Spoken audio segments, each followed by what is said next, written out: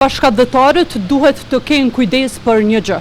Nga sot e deri më 6 dhjetor, qytetarët që jetojnë jashtë Kosovës mund të regjistrohen që të votojnë në zgjedhjet e parakohshme të 28 dhjetoret. Platforma për të regjistruar do të hapet sot pasdite, derisa ata kanë mundësi që të zgjedhin 3 format e votimit.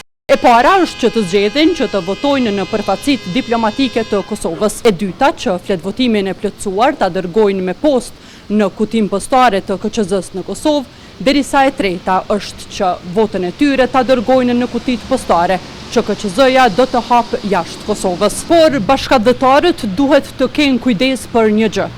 Votimi fizik në Kosovë, pra në vendbanimet e tyre në Kosovë, nuk do t'jeti mundur nëse paraprakisht regjistrohen për të votuar përmes postës, apo për të votuar në përfaqësitë diplomatike të Kosovës. Për votuesit që votën e tyre do ta përcjellin përmes postës, KQZ-ja do të kujdeset që fletvotimin t'ua dërgojnë adresat e tyre të banimit.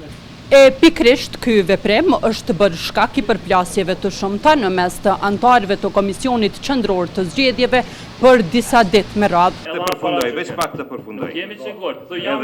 Derisa anëtarët e PDK-s, LDK-s e AAK-s insistonin që fletvotimet t'u dërgohen fizikisht në adresat e banimit të gjithë votuesve që regjistrohen për të votuar nga jashtë, me arsyetimin se e tillë është edhe rregullorja e KQZ-s, anëtarët e tjerë, ata të lëvizjes vetëvendosje, por edhe kryesuesi i KQZ-s, kërkuan që bashkëdhëtarëve të mundësohet që fletvotimin të mund ta shkarkojnë online, duke u arsyetuar se për shkak të afateve, dërgimi fizik i fletvotimeve në adresat e banimit të bashkëdhëtarëve nuk është i mundur, e kësaj ky proces do të dështoj.